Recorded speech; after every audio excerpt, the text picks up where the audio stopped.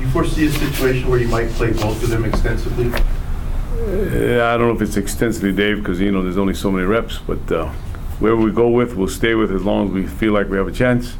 And those decisions are I call them battlefield type decisions. We're just gonna have to make them on the fly and go with our instincts and go with our gut and see where we go with it. I'm not into having a quarterback look over his shoulder. He's gonna have to play, and obviously Jeremy deserves a shot. Played well, made some nice decisions, against the backups. But Sean doesn't deserve the criticism that he's getting either. He takes a shot in the head because back misses a block. It's not Sean Schroeder's fault. We need to pick it up. We need to play better offensively. So if Jeremy gives us that spark, then we'll go with Jeremy. If you do play Jeremy, does that change a lot of the things you do offensively? No. If you don't want your quarterbacks looking over the shoulder, if you do play Jeremy, is he then the starter for the rest of the year? Or? No, we'll see. When I say looking over his shoulder, I mean, I know you don't want a guy extensive time with, like the word Dave used. I mean, maybe a quarter, maybe a quarter and a half, maybe 2 quarters. Who knows? We have to stay on the field offensively. They have a very, as you know, I guess I asked this morning in a meeting how many played Air Force, and not one. I don't know one kid to raise his hand. I played against those guys for 20 years. Not played. I coached against them for 20 years. Played against them actually as well. It's a tough team to prepare for because of the uniqueness. I mean, New Mexico had an option, Reno had an option. This one's totally different. And they're tough guys. Obviously, they're tough guys. They're going to represent our country when they graduate. And so, we have to be prepared offensively to stay on the field a little bit. We can't get those 3 and outs and expect our defense to hold up all afternoon long. Coach, I guess with that theme, we are celebrating Veterans Day. All the Service Academy kids, they're a different breed of cat, aren't they? With They sure schedules are. They have to keep. They sure are. Kenny Neomatillo, a good friend of mine, told me that their time with the kids are the easiest time for the kids all day long. They look forward to practice. I had a brother that was a fighter pilot. He told me that, and he didn't go to the academy, but he told me that the academy guys, pilots that came out of the academy, were the cockiest, most arrogant, and best pilots he's ever seen. So they deserve to be cocky and arrogant if they're good at it. As you look at game film over the weekend and try to right the ship and move ahead, is the first things you address the 28 turnovers and the 31 sacks?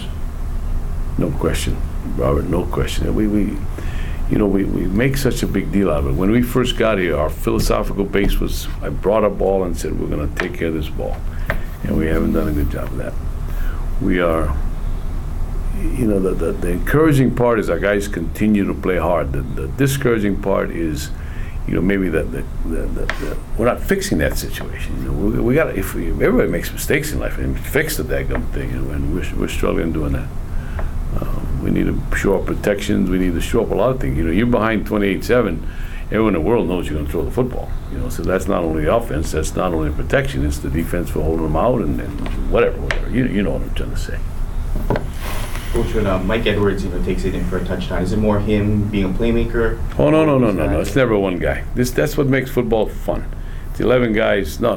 Gosh, no. I don't care how good Mike is, and Mike's awfully good. It's 11 guys doing their deal and blocking them, and you watch our guys. Everybody's working hard, and they have that incentive because they know Mike's a good player. Have you made a decision on Will Gregory? I'm sorry? Have you made a decision on Will Yeah, Gregory? Will Gregory will not be with us this week. We'll take it 1 week at a time. What he did was uncalled for. I wanted to wait till I saw the tapes myself, and I saw it, and he won't be with us this week. I'm not going to condone those kind of activities. None whatsoever. Back to this competition, are you going to give him equal reps with the first team, and what are you looking for out of the competition?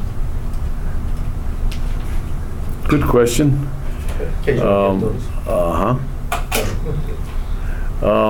Probably today and tomorrow. Today's more of a learning day, Probably today and tomorrow give him about the same amount of reps. Jeremy will take the first ones. What are you looking for out of this competition? Leadership, command of the huddle, and making the right decisions. I've always contended a good quarterback has to do, 1, make good decisions, 2, command the huddle. In other words, be a leader. But do you see much difference? Because it seems like Schroeder was always ahead in practices, but not as successful. Well, he wasn't, So- he is. You know, he's one of our captains. But, you know, obviously the Jeremy, because of, excuse me, because of the way he played warrants a better look, if you will. Is fair to say Jeremy's a little more mobile? I don't know if he had him in a race who would win, but I think he's a little more active in the pocket. You know, that doesn't necessarily mean mobility. It means just being able to move his feet and stepping up. And you know, I think I told you all once before. We did a study in the NFL. Over 70% of the passes completed are off rhythm. In other words, the way they're designed in the book is not the way it happens. The quarterback has to step back, he has to move his feet, he has to go, slide one way or the other, and do that, and make a play after that. And Southwick did the same thing last night at Boise, or the other night at Boise. And Jeremy did a nice job with that. So is that something you see more in a game situation than in practice? Sure you do. You can't simulate in practice. You can't simulate. We practice what we call scramble drills. We practice if the quarterback breaks the pocket, where to go, you know, a spot to go on the field so he knows where you're at. But it's awfully hard to simulate that in practice. Not the same as the real. Yeah. And so is that what it comes down to then between Schroeder and Jeremy?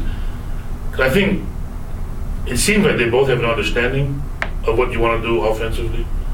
It comes down to command the huddle and what you can do under fire. Making some plays. That's right, Robert. Making some plays. Who can make the plays? And against good folk, it's hard to do. Against good folks, it's hard to do. This is a very good football team now. You gotta look at tape. And you don't want it to be any other way. Those are the guys that go to war for us.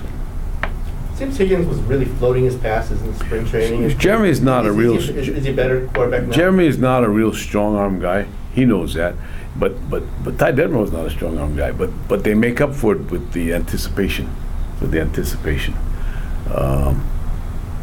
And Jeremy did a nice job of that. You know, he hit Chris Gannon, what we call a skinny post the other night. He really anticipated that ball well. He saw the coverage. He knew where he wanted to go with it and let the ball go. He did a nice job with that. Okay. Thoughts on the stadium. I know the stadium wasn't, you know, didn't have as many folks as usual. Any concern for the? Well, I can't. Of course I am. I don't want our team. I want our team something to be proud of, but I can't control that. I just can't. I feel badly that they don't, not there to support us. But all I can do is what I can do. I can't. Is there anything new on the Temple game today? Pardon me? Is there anything new on the Temple game today? And not really, Dave. I probably should know by the end of the day, though. I would think.